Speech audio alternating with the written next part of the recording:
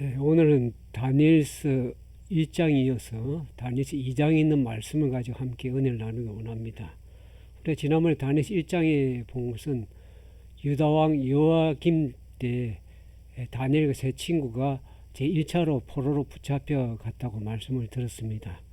그때가 기원전 605년 이후에 3년이 이제 다니엘과 세 친구가 바벨론 왕궁에서 바벨론 교육을 받은 3년이 지난 교육이 마쳐지는 해가 그 기원전 603년이었는데, 그때 이 바벨론 나라는 종주국이었던 아시리아를 기원전 612년에 멸망을 시켰습니다.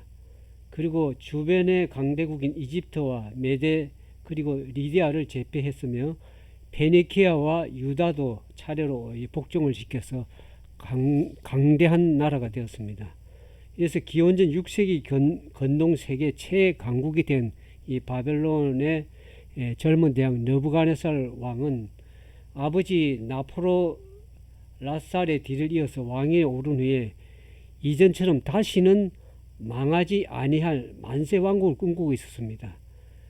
그의 이러한 황금 같은 꿈을 착실히 성취해가고 있었는데, 그때 느부갓네살 왕이 꿈을 꾸게 되었습니다.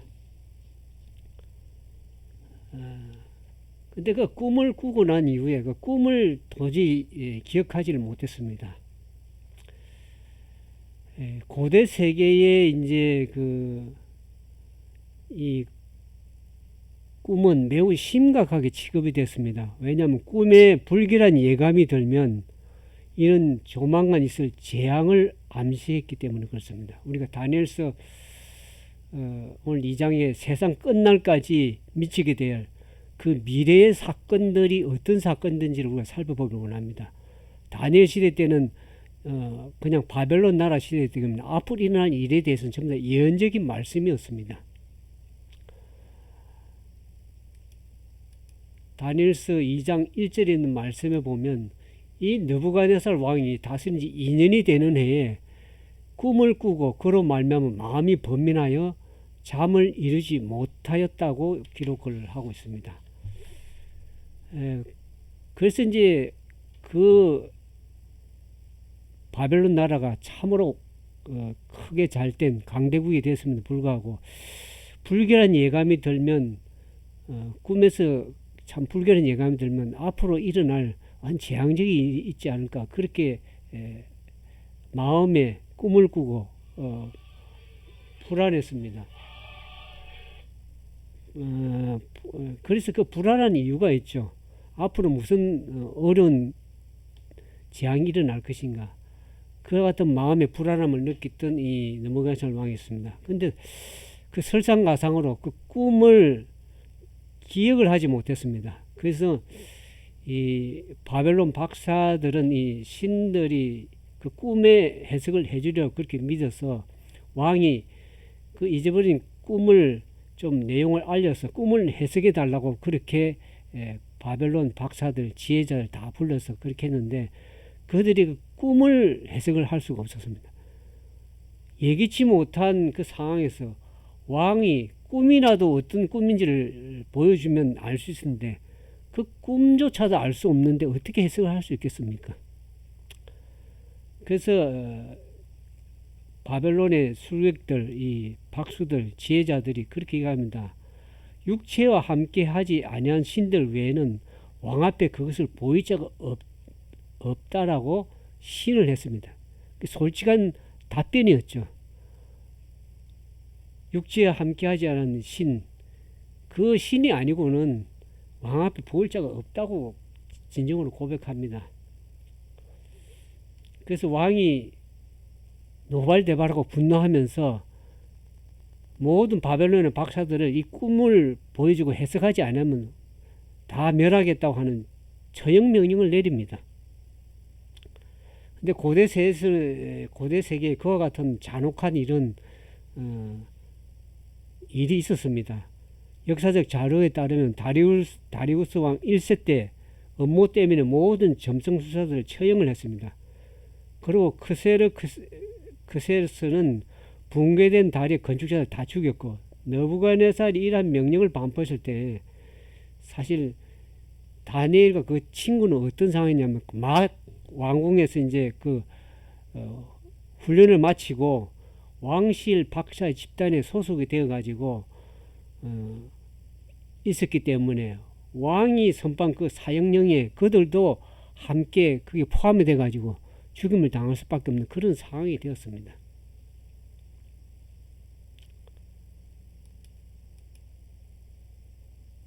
그래서 이 왕의 시대장 아력이 어떻게 합니까? 급하게 사람들을 이제 멸하기 위해서 사람들 찾아갈 때 다니엘의 그 친구에게도 그 얘기를 해줬습니다. 그 놀라운 꿈에 대한 왕의 고민과 이제까지 그가 완전히 신뢰했던 사람들에게서 그런 박사들, 술개들, 그냥 바벨로스 뛰어난 그 사람들로부터도 도움을 얻지 못한 이야기를 다니엘에게 해줬습니다. 그때 다니엘이 지혜와 명철을 가지고 어떻게 얘기합니까? 이 말을 들은 다니엘은 목숨을 내걸고 감히 어전에 나가 하나님께서 꿈과 그 해석을 자기에게 보여주시도록 그분께 탄원할 수 있는 그 시간을 허락해 달라고 간청을 했습니다. 그게 선지자 왕 493편에 나오는데 다니엘은 그 시간을 통해서 어떻게 합니까? 하나님께 간구하기를 원합니다.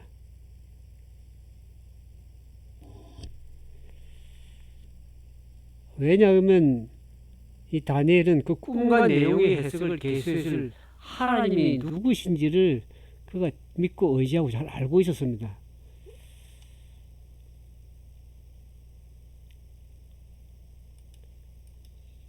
그래서 다니엘은 어떻게 합니까?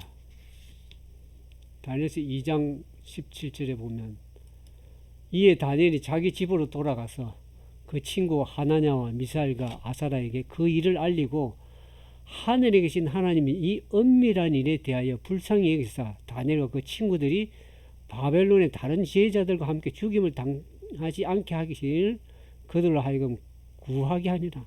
친구들과 함께 하나님께 간절하게 기도하고 간구하는 모습을 보게 됩니다.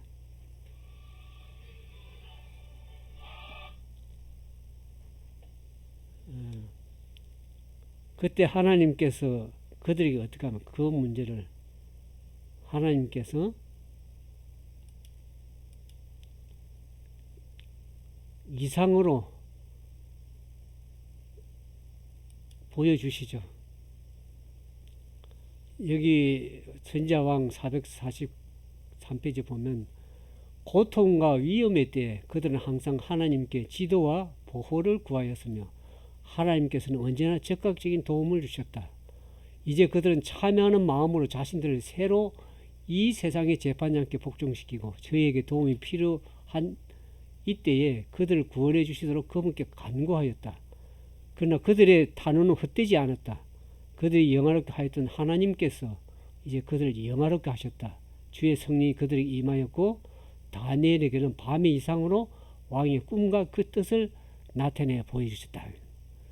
은밀한 일을 보여주신 하나님, 그 하나님께서 그 위기 가운데 있는 그 다니엘과 그 세 친구에게 하나님께서 은혜를 베풀으셨습니다. 그 위기를 맞이할 때 그것이 하나의 은밀함을 나타내는 하나님을 나타내 볼 수 있는 하나의 기회가 되었습니다. 이방의 왕이던 그 강대국인 바벨론 나라의 그 느부갓네살 왕에게 그 은밀한 것을 보여주는 그 하나님이 어떤 하나님인지를 나타내 볼 수 있는 좋은 기회가 되었습니다.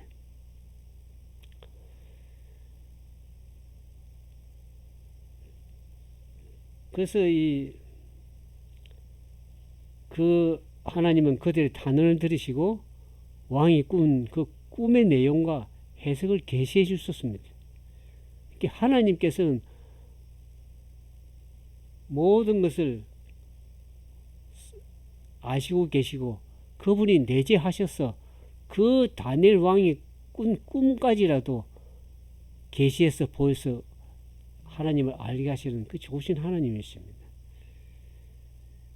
사실 우리는 하나님께 다니엘의 그 기도를 들으신 것처럼 오늘 우리에게도 하나님께서 우리의 기도를 들으십니다. 우리 기도를 분명히 들으시고 거기에 대한 분명한 응답을 하십니다.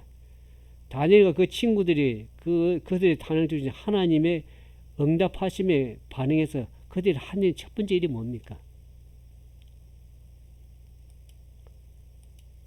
하나님께 감사와 찬양을 올렸습니다. 다니엘서 2장 19절 보면 이 일에 이 은밀한 것이 밤에 환상으로 다니엘에게 나타내 보임에 다니엘이 하늘에 계신 하나님을 찬송하니라 그랬습니다.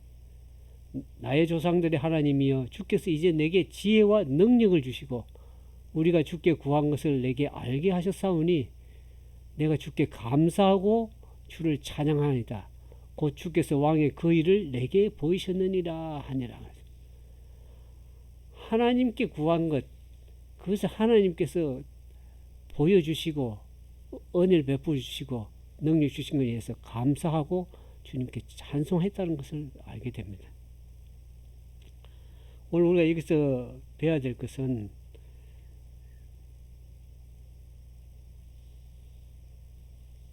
그 지혜의 근원이 되시고 모든 천연교 정치사를 주관하신 그 하나님을 찬양할 수밖에 없는 것이죠. 하나님은 오늘 우리가 온갖 것을 위해서 기도하고 하나님께 간구할 때 하나님은 우리의 기도를 들으시고 응답하시고 그런 분인 것을 우리가 감사하고 찬양할 수 있는가 하는 것입니다. 때로는 우리가 많은 기도를 들어도 응답이 되지 않을 때가 있습니다. 그러나 하나님의 시간대, 하나님의 가장 적합한 때, 가장 좋은 방법으로 그 기도에 응답하시는 것을 믿는 것이 그것이 우리의 참된 믿음입니다. 오늘 우리가 그와 같은 하나님을 믿고 의지하는 가운데 그 하나님께 우리가 늘 감사하고 찬양할 수 있는가 하는 것이죠. 우리가 처한 상황과 관계없이 우리는 어떻게 하나님께 감사할 수 있을까요? 오늘 우리는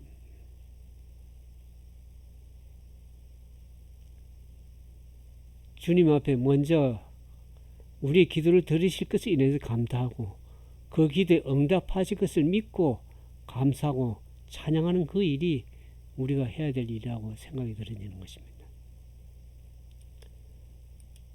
여기 다니엘서 2장 27절에 보면 다니엘이 이제 왕 앞에 나가게 되죠.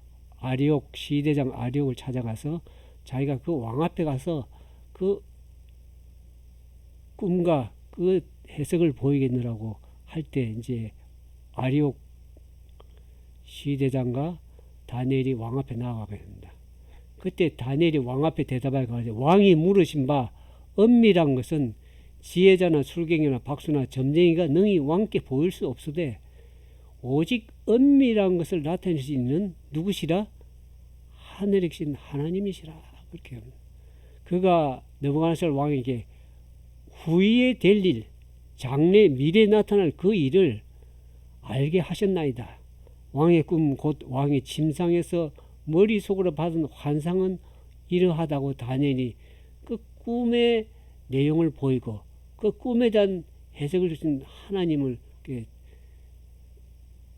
보이면서 왕에게 그 모든 내용을 알릴 때 왕이 그것을 마음을 받아들일 수 있는 그 마음이 열려지게 되었습니다.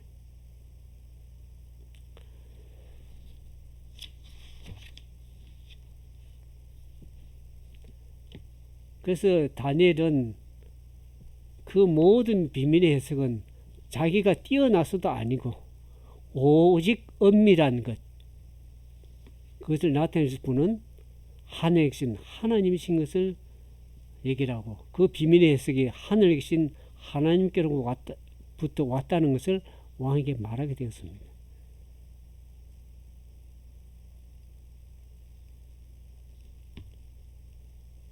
근데 이 다니엘이 그 꿈의 내용을 보고하는 동안에 또 다른 위기가 불려왔습니다. 왜냐하면 이 꿈의 내용이 느부갓네살 왕이 꼭 좋은 소식만은 아니었기 때문입니다. 여기 보면 다니엘서 2장 29절에 쭉 보면 그 꿈에 대해서 다니엘이 왕에게 얘기를 합니다. 왕이 침상에서 장래일을 생각할 때에 은밀한 것을 나타내시니까 장래일을 왕에게 알게 하셨사오며 왕이 31절에 왕이 한 큰 신상을 보셨나이다 그랬습니다. 그 신상이 왕 앞에 섰는데 크고 광채가 매우 찬란하며 그 모양이 심히 두려우니 그 우상의 머리는 순금이요 가슴과 두 팔은 은이요 배와 넓적다리는 노시요 그 종아리는 새요 그 발의 얼마는 새요 얼마는 진흙이었나이다. 또 왕이 보신즉 손대지 아니한 돌이 나와서 신상의 새와 진흙에 발을 쳐서 부서뜨리매 그때 새와 진흙과 녹과 은과 금이 다 부서져서 여름 타작마당이 개같이 되어 바람에 불려간 곳이 없었고 우상을 친 돌은 태산을 이루어 온 세계에 가득하였나니라. 그 꿈을 왕에게 보여줬습니다. 이 꿈에서 이 신상을 봤는데 그 신상의 머리는 금이었고 팔과 가슴 은이고 배와 넓적다리는 동이었고 다리는 철이고 발은 철과 진흙으로 만들어진 거대한 신상이라는 것을 보이게 됐습니다. 근데 그 끝에 한 뜨인 돌, 사람의 손이 되지 않은 뜨인 돌이 날아와서 그 신상에 발을 치자 신상은 형태가 붕괴되고 바람에 날리는 타작마당 기어가처럼 사라졌다 그랬습니다.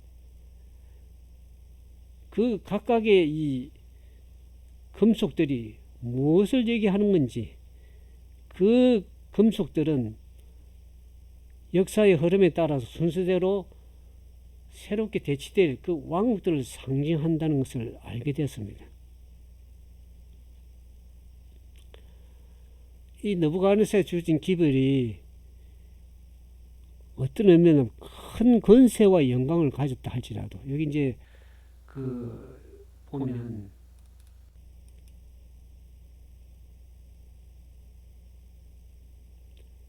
이 왕께 여기 45절에 보면 부서뜨린 왕이 보신 크신 하나님이 장래일을 알게 하셨는데 이 꿈은 참되고 해석은 확실하다고 얘기를 하고 있습니다. 이건 장래일을 얘기했지만 이 꿈은 확실한 얘기입니다.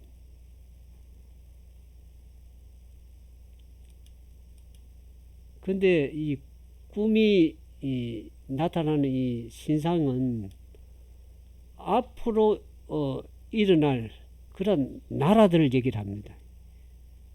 머리에 금이고 이 금나라는 바벨론이고 은나라는 메데 페르시아, 동은 이 넓적다리는 동, 그 다음에 이 다리는 철로, 이 모든 나라가 순서대로 앞으로 일어날 것을 얘기하니까 다니엘이 이 금나라 바벨론 나라만 계속 쭉 됐으면 좋겠는데 앞으로 다른 나라가 이루어지기 전에 왕에게는 좋은 소식만은 아니었죠. 그렇지만 다니엘은 위험을 무릅쓰고라도 분명한 기별의 사건들을 분명히 얘기를 했습니다. 느부갓네살 왕에게 주어진 기별은 명확했습니다.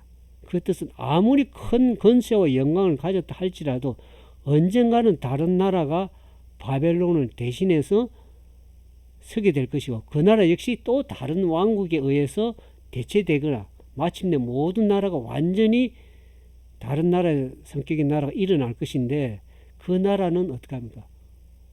큰 뜨인 돌이 모든 금과 은과 동과 철과 진흙을 다 쳐서 타작마당이 겨같이 되는 그 돌나라가 앞으로 설 것을 영원히 지수대 하나님 나라가 설 것을 얘기를 하고 있는 것입니다.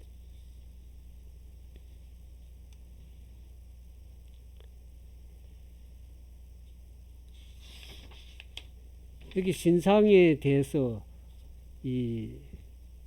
보면 이 다니엘서 2장 얘기가 앞으로 이제 이 다니엘서 7장에도 더 자세하게 바벨론 나라에 대해서 금나라, 금으로 표상된 이 바벨론 나라, 그 다음에 메데파르스 은에 대한 얘기가 쭉 앞으로 다니엘서 7장과 8장 또 11장에 이 예언들을 구체적으로 살펴볼 수가 있습니다. 더 디테일하게 깊이하게 설명인데 여기 보면 다니엘 이상은 이 종말론적인 예언으로서 하나님이 미리 보시고 미래에 반드시 일어날 확정적인 그런 예언입니다. 다니엘 시대 때는 이 모든 나라들이 앞으로 세워질 나라였지만 우리는 역사적인 후에 살아가는 사람들 모든 역사를 볼 때 이 나라들이 다 일어났고 사라졌다는 것을 우리가 정확하게 알고 있습니다. 역사적으로. 이 첫 번째 머리로 된 금나라는 이 바벨론 나라는 기원전 627년에서 539년까지 있었던 나라인데 상징적으로 이제 금을 표상되는데 이 바벨론의 부하 세력을 대표하기에 금보다 더 적합한 강물은 없다고 했습니다. 성경은 이 바벨론 나라 바벨론 나라 금이 엄청 풍부했습니다. 그래서 그 황금의 성읍이라고 그랬습니다. 고대 역사가의 헤로도토스도 그 도시가 엄청난 양의 금으로 장식되었다고 기록합니다. 이 금으로 표상된 것은 상징적이지만 꼭 그것도 그 당시 바벨론 나라가 금으로서 엄청난 양의 금이 있었고 그 도시가 금으로서 장식되었던 이 금나라와 같은 강대한 나라라는 것을 이 상징적으로 보여줬다는 것 참으로 의미가 있습니다. 그 다음에 은으로 이제 표상된 가슴과 팔, 이 은으로 표상된 것이 이제 메대와 페르시아 나오는데 기원전 539년부터 331년을 표상적으로 하는데 이제 은은 뭡니까? 금보다 더 가치가 낮은 것으로 이 메대 페르시아는 바벨론 나라의 영하에 미치지 못했습니다. 은으로 표상됐습니다. 게다가 이 은은 페르시아를 상징하는 제계기인데 그 이유는 그들이 이 페르시아 나라 때는 은을 세금으로 징수를 했습니다. 그러니까 이 은으로 표상된 게 의미가 있습니다. 어떻게 하나님께서 이렇게 정확하게 그 나라를 앞으로 일어날 나라를 아시고 그게 적합한 상징적인 그러한 금속들을 표상적으로 했는지 하나님 아니고는 이건 도저히 인간으로 할 수도 없는 일입니다. 장래의 일이기 때문에. 그리고 그 배와 넓적 따진 구리로 동으로 표상되는데 이 나라는 그리스 헬라 나라죠. 그 나라는 기원전 331년부터 168년을 상징합니다. 에스겔서 27장 13절에 보면 그리스도인들이 녹그릇으로 물건을 교환하는 모습을 이 에스겔서에 나옵니다. 그들이 물물 교환할 때 이 구리로 동으로 된 것을 가지고 물물 교환했다는 것이죠. 그래서 그리스 병사들이 이 청동 무기로 유명했고 그들의 투구와 방패와 도끼는 다 이 노수로 만든 것입니다. 그래서 헤로도투스의 기록에 의하면 애굽의 프사메티코스 1세가 침략하는 그리스 해적들을 보고 그것들은 바다로 건너는 노사람들이라고 얘기할 것처럼 그 동으로 사용을 많이 했다는 것이죠. 구리로서. 그리고 이제 이 네 번째 이 로마 철나라 철로 된 이 다리는 기원전 618년부터 기원 후 470년대 로마 나라가 그 당시 때 예수님이 그 당시에 태어나서 있었던 나라죠. 그때 이 다니엘 설명처럼 이 철은 이전의 제국보다 오랫동안 지속된 로마 나라였지만 그 나라가 얼마나 이 잔인하고 파괴력이 강했는지를 이 표상을 하고 있습니다. 그 철은 그 로마 제국을 상징해 아주 강대할 뿐만 아니라 파괴력이 있고 하게 맞는 그런 금속을 철로서 표상을 했습니다. 그 이후에 이제 철과 진흙을 섞인 그 나라가 등장합니다. 유럽의 나라죠. 열 나라로 이제 기원 후 476년부터 표상되었는데 여기 기록에 보면 이 나라들 그 이제 발과 철과 진흙으로 혼합되어 있는 그 발을 보면 열발하고 되죠. 열나라가 분열이 되는 것을 얘기를 합니다. 이 성경에 보면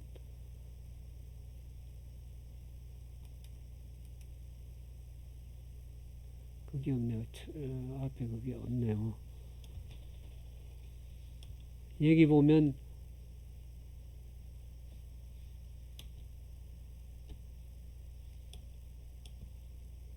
여기 2장 42절도 43절에 왕께서 쇠와 진흙과 섞인 것을 보시니 그들이 다른 민족과 서로 섞일 것이나 그들이 피차 합하지 아니하면 새와 진흙이 합하지 않은 것 같은 이 나가겠습니다. 그 발가락은 얼마는 새요, 얼마는 진흙이요, 그 나라가 얼마는 든든하고 얼마는 부서지만 서로 민족들이 합하기 위해서 했지만 철과 진흙이 합하지 못한 것처럼 그들이 피차 합하려고 많은 나라들이 서로 이 게르만 민족들이 서로 결혼을 통해서 결혼을 통해서 친족들 간에 서로 합하려고 많은 그런 연합을 이루려고 많이 했습니다. 유럽의 로마 제국의 유럽의 이런 나라들이 서로 연합하려고 인종끼리 피자 연합을 섞여 살았지만 결코 철과 진흙이 연합되지 못한 것처럼 그때 연합을 이루지 못했습니다. 그래서 유럽 위에 보면은 열국 시대에 보면 열바락 나라는 주로 이제 그 4세기 이후에 게르만 민족의 대이동으로 인해서 그 나라가 이제 로마 제국이 서로 동로마 서로마 양북이 되면서 이제 열나라로 분열됩니다. 그 476년에 헤룰러 용병대장 오도아케르에서 서로마가 멸망이 되면서 결국에는 그 나라가 열나라로 분열에 쪼개졌습니다. 그래서 그 나라가 예언대로 열나라로 분열되면서 거기에 보면 그 열나라가 프랑크, 스코트, 앵글로색션 이 강한 나라들은 그 나라가 얼마나 든든하게 되었다 이 말에 그 나라들은 이 프랑크라든지 스코트, 앵글로색션 이 나라는 강한 나라였지만은 얼마나 부서뜨릴 만한 그 예언대로 나머지는 동고트, 반달, 헤둘리 이 나라들은 기반을 이루지 못하고 분산되고 말았습니다. 이 성경의 예언대로 정확하게 이루어졌습니다. 그래서 이 열나라가 보면 게르만 민족 이름 보면 알레미니가 독일입니다. 프랑크가 프랑스가 됐고 부르군디가 스위스, 스웨비가 포르투갈, 반달이 아프리카로 됐고 나중에 이제 지금의 나라들로 이름된 거죠. 스코트는 스페인, 앵글로색션은 브리튼 영국을 얘기를 하고 동코트가 이탈리아, 롬바르도 헤룰리 이탈리아를 얘기를 합니다. 그래서 이 열나라 발가락이 열나라로 나눠지는데 그것이 그 열국 시대였습니다. 그 당시 때 오늘날은 이제 유럽의 열나라가 되겠죠.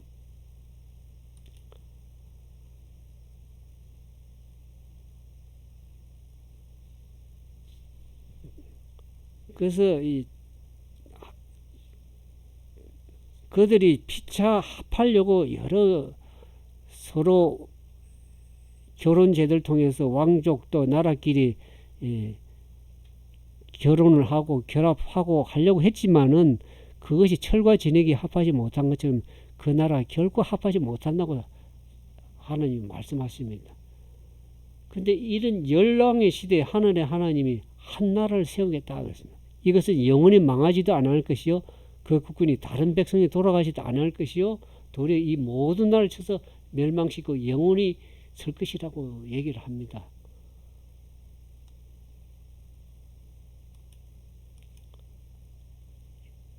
이 신상의 나라가 계속 나라들이 섰죠.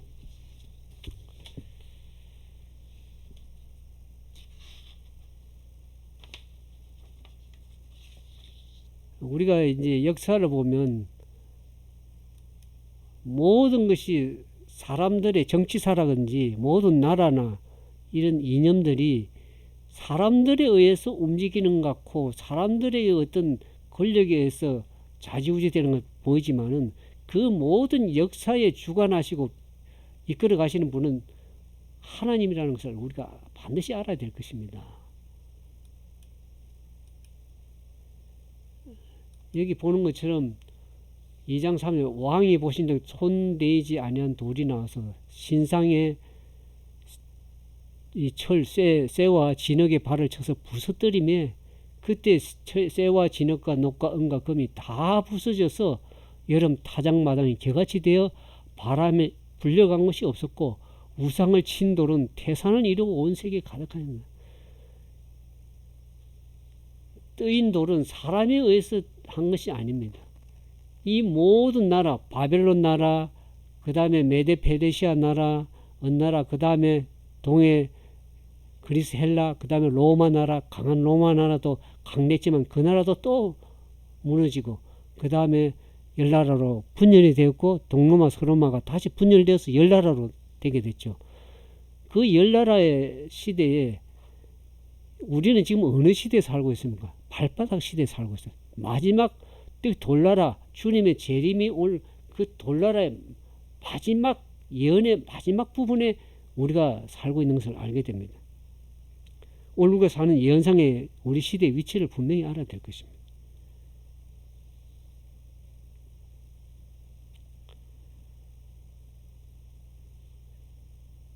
느부갓네살 신상에서 보면은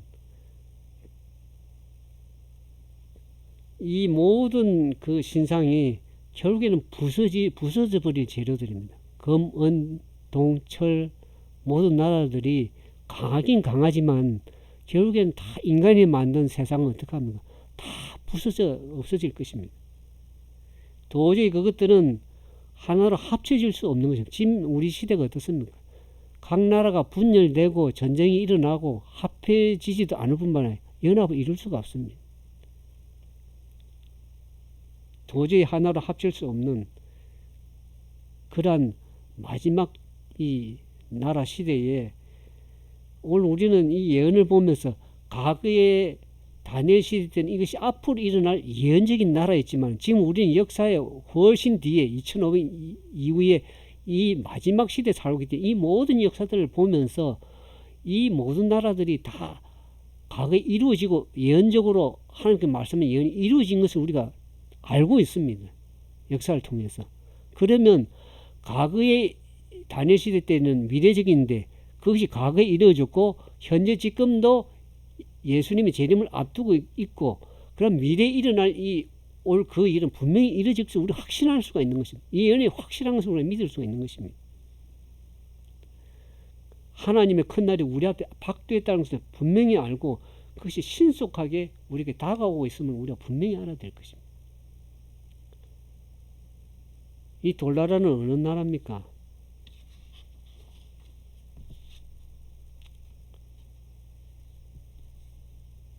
돌은 우리가 성경에 보면 종종 바위에 대한 비유가 하나님을 가리킵니다. 신명기 32장 4절이나 사무엘상 2장이죠. 시편에도 보면 시편 18편 3절 이 바위 돌은 하나님을 상징합니다.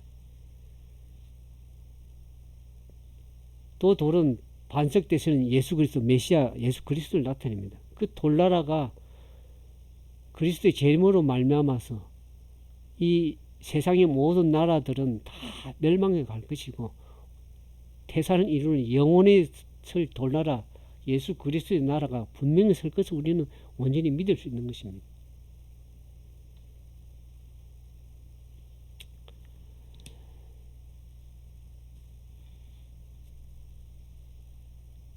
영원히 수립될 그 하나님의 나라를 우리는 분명히 알고 예언의 앞부분은 분명히 성취되었기 때문에 마지막 부분도 분명히 성취될 것을 우리는 확신할 수가 있는 것입니다. 여기 선지자 왕이 있는 말씀을 좀 읽어드립니다. 미래의 사건들을 하나님께서 우리에게 왜 미리 알려주시는가? 만왕의 왕께서 바벨론 군주에게 위대한 진리들을 전달하고자 하셨다.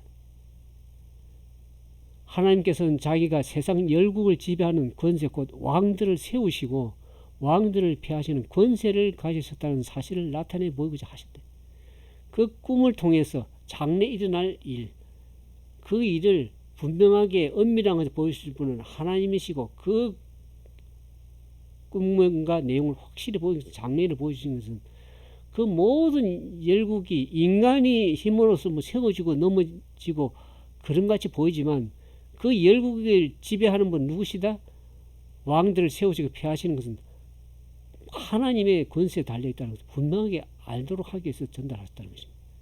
그래서 그 느부갓네살 왕의 마음은 그 꿈의 내용을 보면서 깨우침을 받아 될 수 있는 하나님께 대한 자기의 책임을 깨달아 알아야 됩니다. 그것을 왜 보여주셨는가? 겸손하게 하나님이 어떤 분인 걸 알고 그분이 모든 세상의 역사를 주관하고 계신 분임을 믿고 의지하고 하나님 원하신 때도 그 나라를 이끌어 갈 때에 그 나라가 존속할 수 있는 것입니다. 근데 하나님을 의지하면서 어떻게 하면 자기의 방식대로 자기의 욕심대로 하게 되면 결국 그것은 그 나라는 오래 가지 못하는 것입니다. 그래서 세상 끝날까지 미칠 미래 사건들, 그 사건들, 그것이 다 이 느부갓네살 왕 앞에 공개가 되었습니다. 앞으로 이런 일이 일어날 것이라는 것을 분명히 예언적으로 보여주셨습니다. 오늘 우리는 이 사건들을 보면서 앞으로 일어날 일, 우리는 그 마지막 시대에 예수의 재림을 앞두고 있는 것입니다.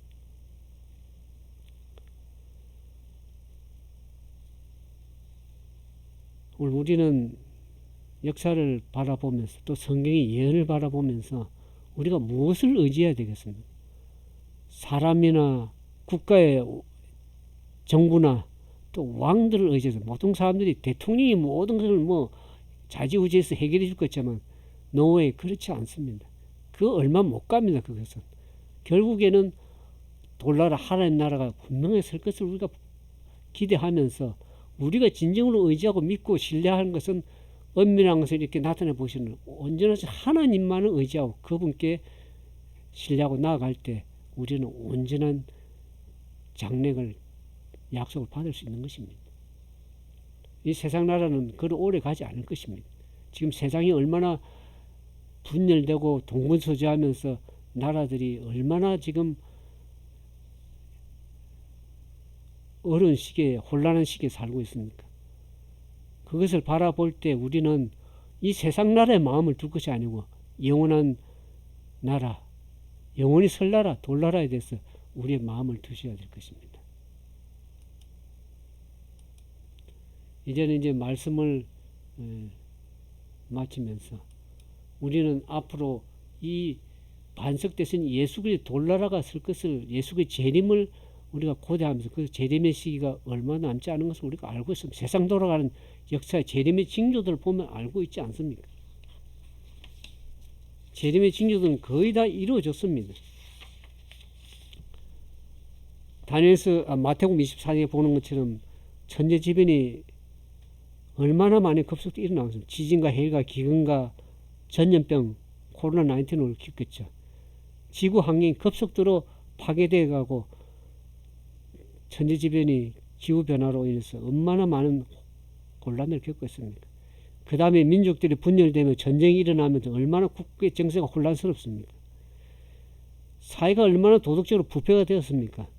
범죄가 만연하고 엄란히 한국의 도처에 제약이 부도덕하며 죄가 넘쳐나는 시대에 노아 시대에 갔다고 그랬습니다.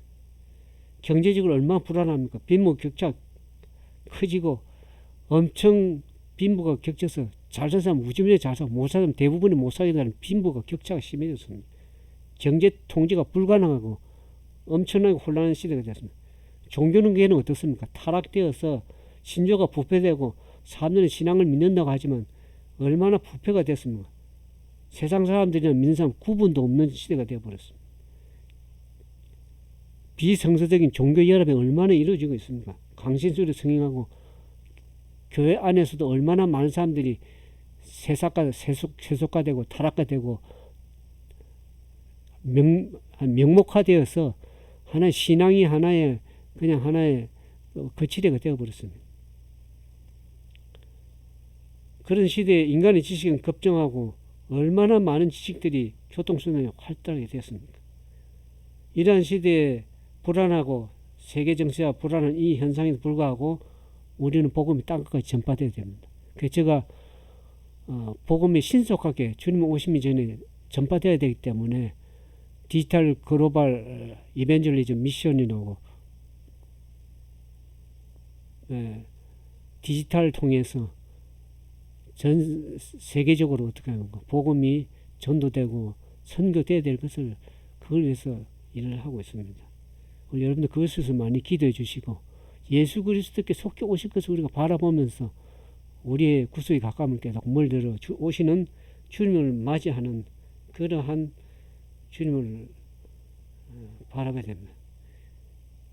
예. 재림은 실제적인 속히 오실 계시록 우리가 22장 마지막 22장 20절에 보면 어떡합니까? 내가 속히 오리라 그래서 많은 사람들이 속히 오실 그분을 아멘 주 예수 오시옵소서라고 그 주님을 바라봐야 될 것입니다. 예수님은 볼 수 있는 그대로 오시겠다 공개적으로 얘기를 했습니다. 오실 때 하늘과 땅이 엄청난 격변이 나고 세계적으로 오실 그분이 구름을 타고 공중에서 오실 그분을 보면서 그분이 예기치 않게 갑자기 오실 거기 때문에 우리가 예비하고 준비하고 있으라 그런 겁니다. 우리가 알지 못한 때 속히 올 수 있는 것입니다. 그것을 위해서 날마다 우리가 주님 앞에 다니엘이 그 다니엘서 9장에 보면 바벨론에서 포로로 예루살렘을 돌아갈 것을 기간이 가까움을 보면서 그가 어떻게 합니까? 주님 앞에 회개하고 주님 앞에 자기 죄를 회개하고 백성들의 죄를 회개하고 주님께 돌이킨 것처럼 마지막에 오실 주님을 바라보면서 우리의 모든 죄를 통회하고 회개하고 주님께 온전히 돌이키는 그 역사가 있을 때 주님께 우리 가운데 오셔서 성령으로 역사하시고 주의 오심을 예배해서 준비할 수 있는 그러한 믿음의 삶이 될 수 있도록 주께서 우리를 인도하실 것입니다. 아무쪼록 그와 같은 오실 예수의 재림을 준비하는 우리 모두가 되기를 주님의 이름으로 축복합니다. 함께 기도하겠습니다. 거룩하시고 자비하신 아버지 하나님, 우리는 예언의 마지막 속히 될 그 일의 마지막 시대에 살고 있습니다. 우리가 살아가는 날이 얼마 남지 않았습니다. 우리 생명이 언제 끝날지 모르고 내일 끝날 수도 있는 것이고 좀 더 연장이 되겠지만 그 안에 주님은 반드시 오실 것을 압니다. 이제 주님 오실 날이 심히 가까운 어느 친구들을 보면서 우리가 무엇을 더 의지하고 무엇을 더 기대하겠습니까? 우리의 은밀한 것을 보시고 장래를 미래를 다 알고 계시고 역사를 주관하시는 그 하나님 앞에 우리 자신을 온전히 내려놓고 겸손한 마음으로 주님만을 의지하고 우리가 주님을 온전히 의지하지 못하는 불신에 있었다면 하나님을 더 신뢰할 수 있는 믿음을 허락해 달라고 우리가 기도할 것이고 우리의 죄가 주님 앞에 통회되고 자복되어서 온전히 회개되는 그런 역사가 일어나서 참으로 주님의 오심을 예비할 수 있는 그런 참된 하나님의 남은 백성들 다 되도록 축복하여 주시기를 우리 구주 예수님의 이름으로 감사하며 간절히 기도드리옵나이다.